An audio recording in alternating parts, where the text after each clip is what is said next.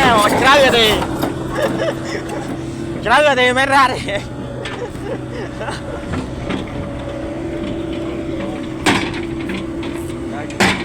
hả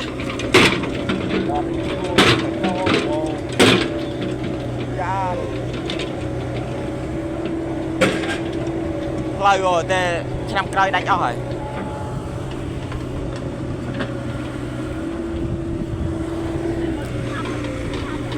chăm chụp lên chiên lan người lượng con anh không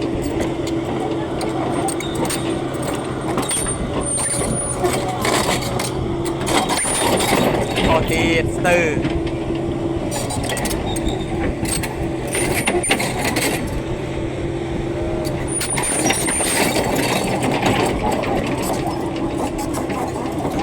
vay tiền này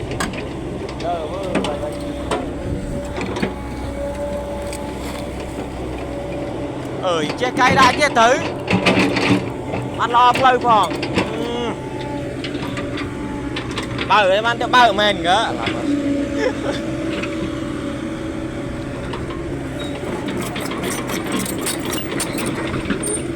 vậy làm tình tôi đã ít không mà